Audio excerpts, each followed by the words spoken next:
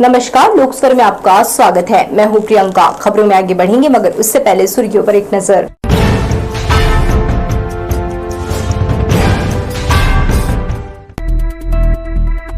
दिल्ली धमाके से छत्तीसगढ़ हुआ चौकन्ना, राजधानी और रेलवे में बढ़ी सुरक्षा। हाईकोर्ट ने कहा, लीज शर्तों का उल्लंघन, मिशन अस्पताल की सरकारी संपत्ति कब्जा मुक्त। एकता का पैगाम लेकर बिलासपुर ने लगाई दौड़, लौह पुरुष की जयंती पर जुटा जनसैलाब।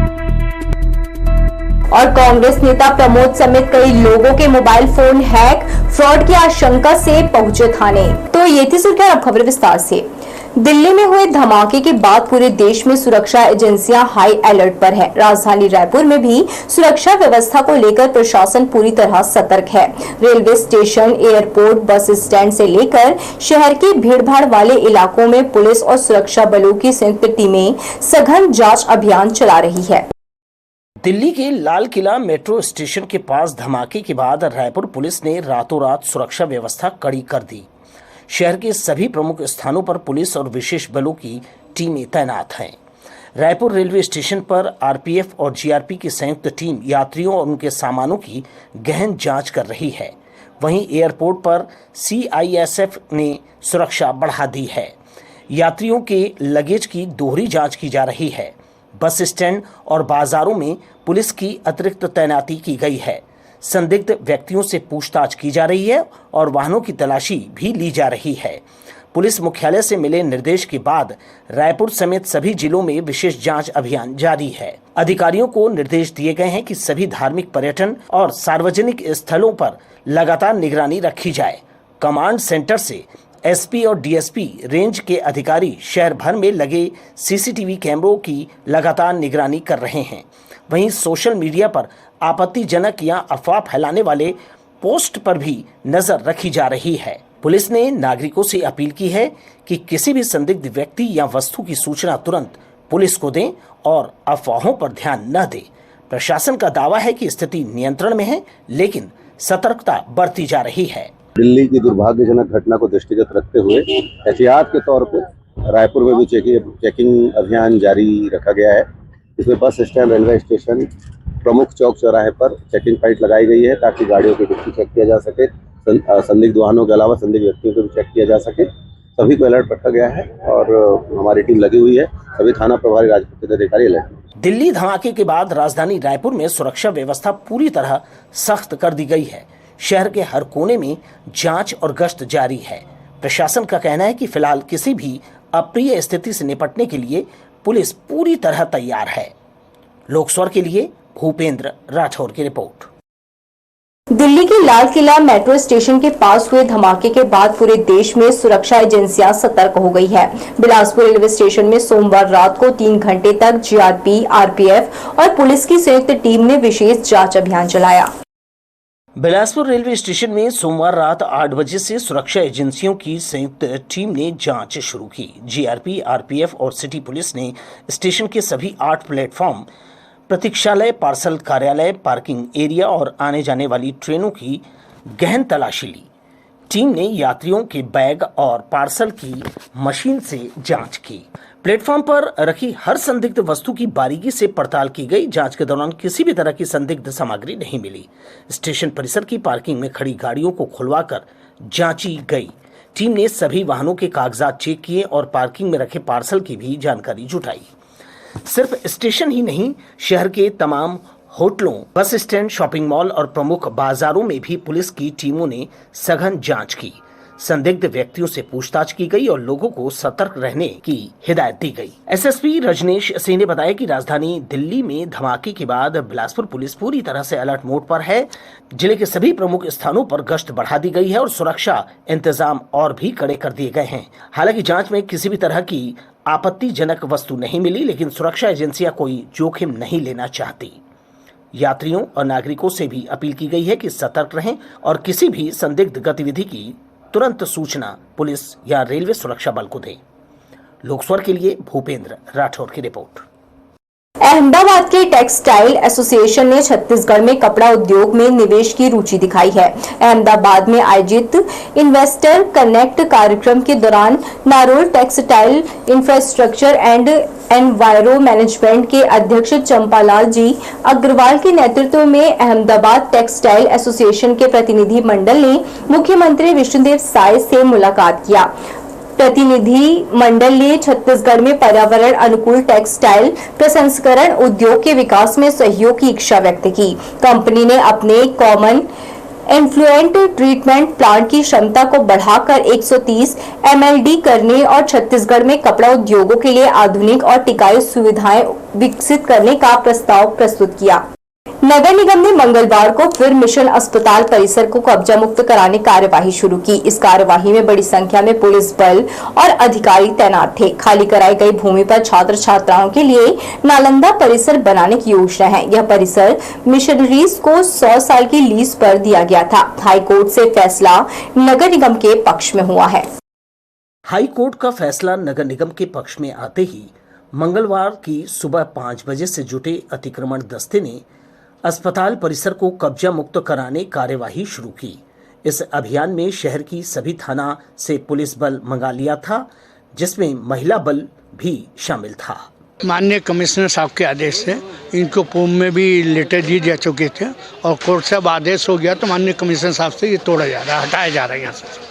ये जो रहवासी है इनको क्या मोहलत दिया गया है कि उसको आज नहीं, इनको पहले से ही मोहलत दिए जा चुके थे, उनको मालूम ही था और सब खाली कर गए। सब अपना अपना सामान से कब्जा इन्होंने रखा था, बाकी कोई इसमें जो थोड़ा बहुत ये सब पूरा ही खाली हो गया, प्राय पूरा खाली हो गया। मिशन अस्पताल परिसर के हृदय स्थल पर 9 से 10 एकड़ बेशकीमती जमीन पर है। यहाँ नगर निगम द्वारा नालंदा परिसर बनाने की योजना है। इसकी अवधारणा यह है कि एक छत के नीचे प्रतियोगी परीक्षाएं देने वाले छात्र छात्राओं को कोचिंग, अध्ययन केंद्र, लाइब्रेरी की सुविधा मिल सके। इस परिसर के भीतर बने 1 दर्जन घरों को छिटपुट विरोध के बाद खाली करा लिया गया। यहाँ कई प्रार्थना घर भी थे। यह परिसर लगभग 100 वर्षों से मिशनरीज को लीज पर दिया गया था। लीज अवधि खत्म होने के बाद वे यहाँ काबिज रहने के लिए हाई कोर्ट की शरण में चले गए थे। मौके पर बड़ी संख्या में अधिकारी और पुलिस बल भारी वाहनों के साथ मौजूद था। लोक स्वर के लिए कैमरामैन जयेंद्र गोले के साथ किशोर श्रीवास्तव की report. Korba Bilaspur local train हादसे के घायलों के इलाज पर रेलवे ने अब तक 3 करोड़ रुपए से ज्यादा खर्च किया है। हादसे में घायल यात्रियों को बेहतर इलाज और हर संभव सहायता दी जा रही है। इस भीषण हादसे में 20 से ज्यादा यात्री घायल हुए थे, जिनका उपचार विभिन्न अस्पतालों में जारी है। बिलासपुर रेल मंडल के सीनियर DCM और रेलवे की टीम लगातार अस्पतालों का दौरा कर स्थिति पर नजर रख रही है। रेल मंत्रालय ने मृत यात्रियों के परिजनों को 10 लाख, गंभीर घायलों को 5 लाख और सामान्य घायलों को 1 लाख रुपए मुआवजा देने की घोषणा की है। अधिकारियों के अनुसार सभी मृतकों के परिजनों की पहचान की पुष्टि के बाद 48 घंटे के भीतर राहत राशि जारी कर दी गई है। वहीं लोको पायलट रजनी राज की हालत अब भी गंभीर बनी हुई है। रेलवे का कहना है कि हर घायल यात्री के इलाज पर पूरा ध्यान दिया जा रहा है और कोई भी पीड़ित मदद से वंचित नहीं रहेगा। शहर की सड़कों की हालत देखकर लगता है कि PWD के दावे सिर्फ हवाई बयान है। करोड़ों की स्वीकृति और बैठकों के बावजूद सड़कें जस की तस पड़ी है। हाईकोर्ट की फटकार के बाद भी हालत में कोई सुधार नहीं दिख रहा। शहर और आसपास की सड़कें बीते 3 सालों से बदहाल है। जूना बिलासपुर, गांधी चौक, पावर हाउस और धान मंडी रोड, इन इलाकों की सड़कों पर जगह जगह गड्ढे, धूल और मिट्टी का अंबार है। भारी वाहनों की आवाजाही से हालात और ख़राब हो गए हैं। लोगों का चलना तक दुभर हो गया और धूल के कारण सांस संबंधी बीमारियों के मामले लगातार बढ़ रहे हैं। वहीं PWD के अधिकारी शहर की टूटी सड़कों को छोड़ दूर के इलाकों में स्वीकृत योजनाओं का ढोल पीट रहे हैं। हाल ही में 2 नई सड़क परियोजनाओं के लिए करोड़ों रुपयों की मंजूरी दी गई है, लेकिन शहरवासी रोज़ाना इन्हीं गड्ढों से होकर गुजरने को मजबूर हैं। हाईकोर्ट के सख्त रुख के बावजूद विभाग की लापरवाही खत्म नहीं हुई है। कार्रवाई के नाम पर सिर्फ फाइलें खिसकाई जा रही है। जब इस संबंध में PWD के कार्यपालन अभियंता EECS विंध्यराज से बात की गई तो उन्होंने कहा कि सभी सड़कें 31 दिसंबर तक दुरुस्त हो जाएंगी। बीटी पेज का काम जो है कुछ रोड में शुरू हो गया है। जैसे अभी मोपका खैरा गौताराज रामनगर में शुरू हुआ है ना, उसके बाद लगरा गौतारा में चला है, आज यहाँ तक पंदी खजूरी राख वाले रोड में चलने वाला है। शहर में भी बहुत जल्दी तैयारी कर रहे हैं, यहाँ भी करेंगे। और बाकी जितने भी सड़क है दिसंबर तक प्रयास कर रहे हैं, पूरे के पूरे मरम्मत कर देंगे। बरसात में तो भाई बरसात में WM से मरम्मत होगी, पर WM से लगातार मरम्मत हुई है। और बाकी डामरीकरण काम जो तो सूखे दिन में ही काम हो पाएगा। तो जैसे ही हुआ है उसके बाद वर्क ऑर्डर जारी कर दी थे, लोगों का प्लान भी शुरू हो गया है ना, अब काम शुरू हो गया है। तो दिसंबर तक 31 दिसंबर तक प्रयास कर रहे हैं कि पूरे रोड मरम्मत कर देंगे। लेकिन शहरवासी इन तारीखों से अब उब चुके हैं। पहले भी कई बार मरम्मत की घोषणाएं हुई, लेकिन नतीजा वही धूल, गड्ढे और परेशानी है। फिलहाल PWD की साख सड़कों के साथ साथ फिसलती नजर आ रही है। शहरवासी जवाब का इंतजार कर रहे हैं। लोकस्वर के लिए भूपेंद्र राठौर की रिपोर्ट। लौह पुरुष सरदार वल्लभ भाई पटेल की 150वीं जयंती के अवसर पर बिलासपुर में भव्य यूनिटी मार्च का आयोजन किया गया। इस अवसर पर हजारों युवाओं, राजनेता और स्कूली बच्चों ने बढ़ चढ़कर भाग लिया और देश की एकता, अखंडता और राष्ट्र प्रेम का सशक्त संदेश दिया। कार्यक्रम की शुरुआत तिफरा स्थित मां काली मंदिर परिसर से हुई, जहां केंद्रीय राज्य मंत्री तोखन साहू, पूर्व विधानसभा अध्यक्ष धर्मलाल कौशिक, विधायक अमर अग्रवाल, विधायक सुशांत शुक्ला ने माता काली के दर्शन कर पूजा अर्चना की और उनका आशीर्वाद लिया। सरदार वल्लभ भाई पटेल की 150वीं जयंती के मौके पर आयोजित यूनिटी मार्च को लेकर शहरवासियों में गजब का उत्साह दिखा। केंद्रीय मंत्री तोखन साहू ने हरी झंडी दिखाकर यूनिटी मार्च का शुभारंभ किया। यहां हस्ताक्षर अभियान में अतिथियों सहित सैकड़ों लोगों ने अपने हस्ताक्षर किए और लौह पुरुष का स्मरण किया। बिलासपुर सांसद और केंद्रीय राज्य मंत्री ने कहा, सरदार पटेल भारत की अखंडता के प्रतीक हैं। मां काली के आशीर्वाद से ये रैली निकाली है जो देश की निर्भयता और एकता का प्रतीक है। उन्होंने कहा कि सरदार पटेल वह व्यक्तित्व हैं जिन्होंने 561 रियासतों को जोड़कर आधुनिक भारत की एकता का मजबूत ढांचा खड़ा किया। देखिए, सरदार पटेल के विराट योगदान को याद करने के लिए हमारे देश के यशस्वी प्रधानमंत्री माननीय श्री नरेंद्र मोदी जी ने राष्ट्रीय एकता मार्च निकालने का निर्णय लिए हैं। सभी लोकसभा क्षेत्र में अपने अपने संसदीय क्षेत्र में सांसद 3 दिन की पद यात्रा निकालेंगे। आज हमारे बिलासपुर लोकसभा की पद यात्रा माता काली से आशीर्वाद प्राप्त करके हम लोग यात्रा निकल रही है। इसके आगे बिलासपुर लोकसभा, फिर बेलतरा विधानसभा में यात्रा समाप्त होगी। हम सबको संकल्प लेना है कि जो एकता सरदार वल्लभ भाई पटेल ने देश को एकता के सूत्र में बांधने के लिए किया, हम सबको एकता के सूत्र में बंधे रहना चाहिए। सरदार पटेल को समर्पित यूनिटी मार्च में जन सैलाब उमड़ आया, जिससे बिलासपुर एकता के रंग में रंगा नजर आया। सरदार पटेल की मूर्ति से सुसज्जित वाहन और विशाल काफिला तिफरा से महाराणा प्रताप चौक, जरा भाटा, मंदिर चौक, नेहरू चौक, चाटापारा से चाटीडी, चिंगराजपारा होते हुए नवीन कॉलेज पहुंचकर समाप्त हुआ। इस दौरान जगह जगह खड़े स्कूली बच्चों, समाज सेवियों और व्यापारी वर्ग ने मार्च का गर्मजोशी से स्वागत कर भाईचारे का परिचय दिया। कैमरामैन सतीश साहू के साथ दिलीप जगवानी, लोक स्वर, बिलासपुर। बीजेपी के यूनिटी मार्च के दौरान एकता की जगह विवाद का नजारा देखने को मिला। कार्यक्रम में मंच साझा करने आए 2 बड़े नेताओं के बीच सरेराह तीखी नोकझोंक हो गई। मामला इतना बढ़ा कि केंद्रीय मंत्री को खुद बीच बचाव करना पड़ा। बिलासपुर में मंगलवार को बीजेपी ने यूनिटी मार्च का आयोजन किया था। मार्च की शुरुआत तिफरा से हुई थी।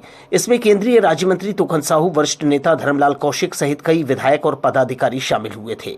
लेकिन जैसे ही मार्च शुरू हुआ, बीजेपी विधायक सुशांत शुक्ला और प्रदेश मंत्री हर्षिता पांडे के बीच विवाद हो गया। दरअसल केंद्रीय मंत्री तोखन साहू के साथ फर्स्ट लाइन में चलने को लेकर दोनों नेता आपस में भिड़ गए। हर्षिता पांडे मंत्री के बगल में खड़ी होकर चलने लगी, जिससे विधायक सुशांत को जगह नहीं मिली और वे सेकंड लाइन में चले गए।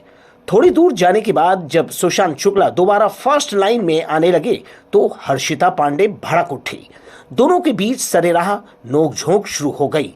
इस दौरान दोनों एक दूसरे को देख लेने तक की बात कह रहे थे। मामला बढ़ता देख केंद्रीय मंत्री तोखन साहू और वरिष्ठ नेता धर्मलाल कौशिक को बीच बचाव करना पड़ा। काफी समझाइश के बाद मामला शांत हुआ, लेकिन यूनिटी मार्च के मंच पर हुए इस विवाद ने बीजेपी की अंदरूनी खींचतान को एक बार फिर उजागर कर दिया। पार्टी के भीतर सियासी टकराव अब खुलकर सामने आने लगा है। फिलहाल मामले को शांत कराने की कोशिशें जारी है, लेकिन राजनीतिक हलकों में इस घटना की चर्चा जोरों पर है। जनता से एकता दिखाने के लिए निकला मार्च, लेकिन सरेराह हुई इस नोकझोंक ने बीजेपी नेताओं की एकता पर ही सवाल खड़े कर दिए हैं। देखना होगा पार्टी इस विवाद को कैसे संभालती है। लोकस्वर के लिए भूपेंद्र राठौर की रिपोर्ट। कृष्णा पब्लिक स्कूल कोनी के स्टूडेंट ने नशे से तौबा कर स्वस्थ समाज निर्माण में भागीदारी की अपील की है। नेहरू चौक पर इस संदेशप्रद नुक्कड़ नाटक की प्रस्तुति लौह पुरुष सरदार वल्लभ भाई पटेल की जयंती के मौके पर दी। नशे के दुष्प्रभावों को अभिनय के माध्यम से विद्यार्थियों ने चित्रित किया। संवादों में चेतावनी और स्वस्थ समाज निर्माण में योगदान की अपील की। सरदार वल्लभ भाई पटेल की 150वीं जयंती के अवसर पर कृष्णा पब्लिक स्कूल कोनी प्रबंधन ने नुक्कड़ नाटक का आयोजन किया।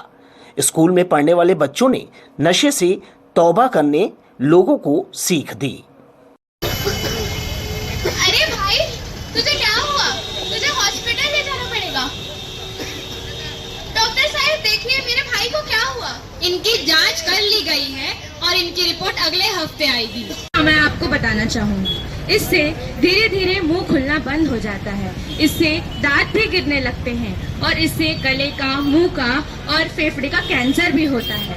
और कैंसर जैसी खतरनाक बीमारी से बचने का एक ही रास्ता है, वो है मौत। स्कूल प्रबंधन ने समाज में जागरूकता लाने के लिए देश के भावी भविष्य को नशे के दुष्प्रभावों के बारे में बताया, जिससे सीख लेकर बच्चों ने नेहरू चौक पर नुक्कड़ नाटक की प्रभावशाली प्रस्तुति दी। कृष्णा पब्लिक स्कूल कोनी बिलासपुर के छात्र छात्राओं द्वारा आज यूनिट मार्च के उपलक्ष्य में पूरे भारतवर्ष को ये संदेश देना चाह रहे हैं कि हमें जो है नशा मुक्त भारत का निर्माण करना है, जिससे भारत का निर्माण सुनिश्चित हो सकेगा।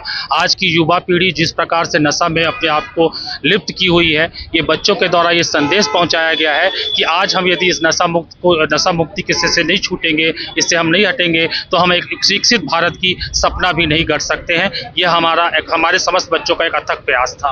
बच्चों का मार्गदर्शन करने इस अवसर पर स्कूल की शिक्षिकाएं, उप प्राचार्य मौजूद रहे। सरदार पटेल की जयंती अवसर पर यहां विभिन्न स्कूलों के बच्चों ने यूनिटी मार्च का स्वागत किया। कैमरामैन सतीश साहू के साथ दिलीप जगवानी, लोकस्वर, बिलासपुर। बिलासपुर में साइबर फ्रॉड का एक नया और चौंकाने वाला मामला सामने आया है। कांग्रेस नेता प्रमोद नायक का मोबाइल फोन हैक हो गया है। बताया जा रहा है कि उनके मोबाइल से आरटीओ फाइल के नाम पर एक व्हाट्सएप मैसेज कई लोगों तक पहुंच गया, जिसके बाद कई अन्य मोबाइल भी हैक हो गए। कांग्रेस नेता प्रमोद नायक ने सिविल लाइन्स थाने में रिपोर्ट दर्ज कराई है। उन्होंने बताया कि बीती रात उनके मोबाइल पर आरटीओ फाइल नाम से एक व्हाट्सएप फाइल आई। जैसे ही उन्होंने उसे खोलने की कोशिश की, उनका मोबाइल हैक हो गया। सुबह होते होते उनके सभी व्हाट्सएप ग्रुप और कॉन्टैक्ट्स पर वही फाइल सेंड होने लगा। प्रमोद नायक का कहना है कि जो भी लोग उस फाइल को खोल रहे हैं, उनके मोबाइल भी हैक हो रहे हैं। कांग्रेस नेता ने इस मामले की शिकायत साइबर सेल और सिविल लाइन थाने में दर्ज कराया है। उनका कहना है कि यह एक सुनियोजित साइबर फ्रॉड है, जिसके ज़रिए लोगों के बैंक अकाउंट से रुपए निकालने और धोखाधड़ी करने की कोशिश की जा रही है। कल रात में अचानक एक आरटीओ फाइल के नाम से मेरे पास व्हाट्सएप में आया, तो मैं उसको खोलने की कोशिश किया और जैसे ही खोलने की कोशिश किया तो रात में तो कुछ फर्क नहीं पड़ा। सुबह से मेरे जितने भी परिचित हैं, जो भी मेरे से व्हाट्सएप ग्रुप से जुड़े हैं, सारे लोगों के नंबर पे आरटीओ चालान के नाम से एक फाइल गया है और मोबाइल हैक हो गया मेरा, और उस पर वो सबको जितने लोग भी उसको भी खोल रहे हैं, उनका भी मोबाइल हैक हो रहा है और इसमें साइबर फ्रॉड है। जी, आरटीओ ऑफिस के नाम से एक ग्रुप आया अचानक और उसमें प्रमोद नायक अध्यक्ष जिला शहर कांग्रेस कमेटी जिस नाम से मैंने प्रमोद नायक जी को सेव किया हुआ वो नाम आया। तो मैं सोचा कि प्रमोद नायक से बात करके इस ग्रुप के बारे में पूछूंगा, इसलिए मैंने ज्वाइन नहीं किया।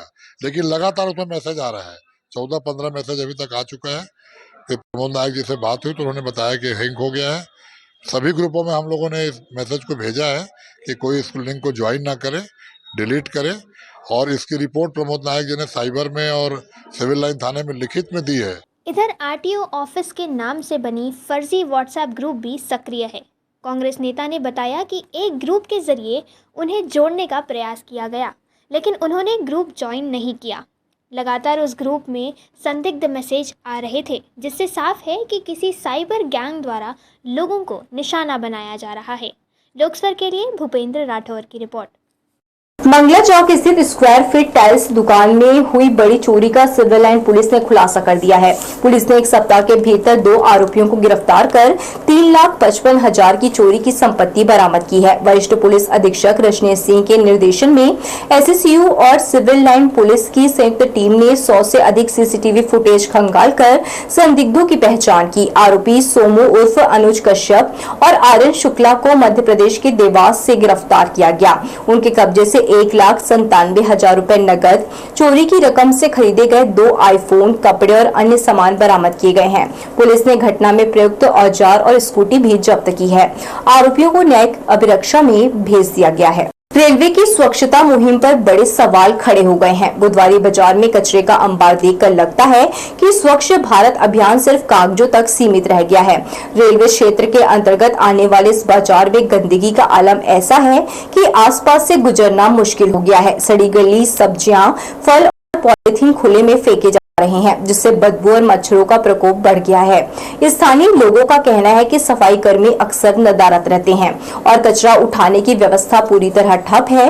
करोड़ों रुपए खर्च के बावजूद सफाई व्यवस्था दम तोड़ चुकी है। लोगों ने मांग की है कि गंदगी फैलाने वाले व्यापारियों पर जुर्माना लगाया जाए और रेलवे अफसरों की जवाबदेही तय की जाए। फिलहाल स्वच्छता अभियान की चमक कागजों तक सिमटी है, जमीन पर सिर्फ गंदगी और बदबू फैली है। ये बड़ी दुख की बात है कि ये जो सब्जी मंडी है बुधवारी बाज़ार के सामने और मेन गेट के समक्ष आए दिन बड़े बड़े अधिकारी रेलवे के यहाँ आते जाते रहते हैं और नाली में इतनी गंदगी है कि वातावरण यहाँ का दूषित हो चुका है। महीने की तनख्वाह का बड़ा हिस्सा बिजली के भुगतान में चला जाता है, जिससे बाकी खर्चों पर असर पड़ता है। ऐसे हालात में केंद्र सरकार की प्रधानमंत्री सूर्यगृह मुफ्त बिजली योजना लोगों के लिए राहत की एक नई किरण लेकर आई है।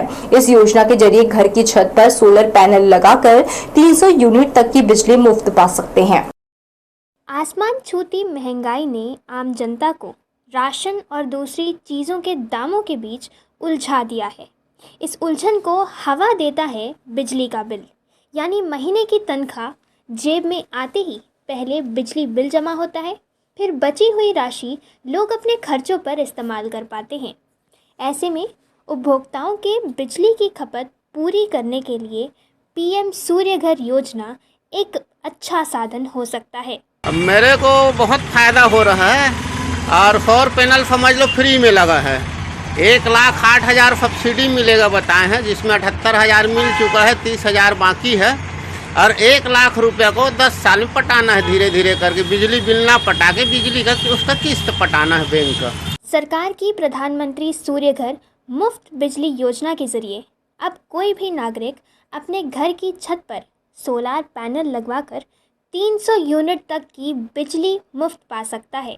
इस योजना के तहत केंद्र सरकार सीधे उपभोक्ताओं के बैंक खाते में 40 से 60% तक की सब्सिडी दे रही है, जिससे महंगे बिजली के बिलों से छुटकारा मिल सकता है। देखिए, अभी प्रधानमंत्री सूर्य घर योजना के तहत सोलर प्लांट लगाने की प्रक्रिया बहुत तेज़ी से चालू है और इसमें जो भी उपभोक्ता सोलर प्लांट लगाते हैं उनको नेट मीटरिंग का लाभ मिलता है। मतलब यदि आज आपका बिल 200-300 यूनिट आ रहा है और यदि आप 1-1.5 किलोवाट 2 किलोवाट का प्लांट लगाएंगे तो आपका बिजली बिल जीरो हो जाएगा। तो सोलर प्लांट मुख्यतः जो बिजली बिल है उसको जीरो करने की योजना है। पर्यावरण के मोर्चों पर भी यह पहल बड़ी अहमियत रखता है। सौर ऊर्जा से कोयले से चलने वाले पावर प्लांट्स पर निर्भरता घटेगी और देश हरित ऊर्जा की दिशा में मजबूती से कदम बढ़ाएगा। सोलर पैनल लगने के बाद आम लोग अब न सिर्फ अपने घर की ज़रूरतें पूरी कर रहे हैं, बल्कि ज़्यादा बिजली बनने पर ग्रिड को बेचकर कमाई भी कर सकते हैं। लोगों को लगवाना चाहिए क्योंकि गवर्नमेंट उसकी सब्सिडी भी दे रही है हमें, तो सब्सिडी देने के कारण हमें फ़ायदा भी है। अगर हम लगा सकते हैं, मतलब हमें क्षमता है कि हम लगा सकते हैं गवर्नमेंट से हेल्प करके, और वो हमको किस्तों में भी दे रही है लगाने के लिए, तो हम उसको ज़रूर लगाएं। क्यों? क्योंकि सौर पैनल से लगाने से हमें ये फ़ायदा होती है कि बिजली उत्पादन में भी हमें मदद मिलती है। जितनी नुकसान हमें पेमेंट से दे के, मतलब बिजली अगर हम कलेक्ट कर रहे हैं तो जो बिजली उत्पाद करते हैं वो भी तो बचती है ना, क्योंकि सूर्य से हम कलेक्ट करके उसको एकत्रित करके सूर्य पैनल में कलेक्ट करके फिर हम बिजली उत्पन्न कर रहे हैं। जिस देश में सूरज साल के ज़्यादातर दिन चमकता है, वहाँ अगर हर घर अपनी छत पर रोशनी सहेज ले तो न सिर्फ बिजली के बिल घटेंगे, बल्कि आने वाली पीढ़ियों को भी एक स्वच्छ उज्जवल भविष्य मिलेगा। लोकस्वर के लिए कैमरामैन सतीश साहू के साथ दिव्या की रिपोर्ट। छत्तीसगढ़ में प्राकृतिक पर्यटन केंद्रों का अनुपम खजाना है, जहां बरसात से लेकर ठंड में प्रकृति की छटा का आनंद लिया जा सकता है। पूरा संपदाओं पौराणिक देवी मंदिरों को अपनी गोद में समाये हुए हैं। बस्तर से लेकर सरगुजा तक सघन वनों में बसे अभ्यारण्य मन की वीणा के तार को सप्त स्वरों में झंकृत करते हैं। ठंड की दस्तक शुरू होते ही छत्तीसगढ़ के पर्यटन केंद्र पर्यटकों प्रकृति प्रेमियों से आबाद हो जाते हैं। यहाँ के पर्यटन केंद्रों की यह विशेषता है, सभी प्रकृति और हरितिमा की गोद में बसे हैं। अन्य प्रदेशों की तरह पर्यटन केंद्रों को कृत्रिम रूप से नहीं बनाया गया है। सरगुजा के मैनपाट से लेकर बस्तर तक के पर्यटन केंद्र लोगों को रिझाते हैं। तीरथगढ़ जलप्रपात, बस्तर दशहरा, दंतेश्वरी देवी, शिवरी नारायण, मल्हार भोरमदेव, महाप्रभु वल्लभाचार्य की जन्म स्थली चंपारण, राजिम, पवित्र नदियां अरपा, पैरी, सोडूर महानदी, डंकिनी, शंखिनी नदी पुराणों में वर्णित पंच नगाओं जैसी पवित्र है। बमलेश्वरी, चंद्रहासनी, महामाया देवी, रतनपुर आदि पौराणिक मंदिरों की श्रृंखला है। उदंती, बारनवापारा, सीता नदी, अचानकमार टाइगर रिजर्व, बादल खोल अभ्यारण्य, जहां वन्य प्राणी आज भी प्राकृतिक परिवेश में देखे जा सकते हैं। राघवेंद्र राव सभा भवन में पर्यटन मंडल का एक संभागीय कार्यालय खुल गया है, जो छत्तीसगढ़ के पर्यटन केंद्रों में सैर पर जाने वाले सैलानियों का मार्गदर्शन करता है। चाहने पर पर्यटन केंद्रों के रिसोर्ट में ठहरने और आने जाने की भी व्यवस्था की जाती है। लोकस्वर के लिए कैमरामैन जयेंद्र गोले के साथ किशोर श्रीवास्तव की रिपोर्ट।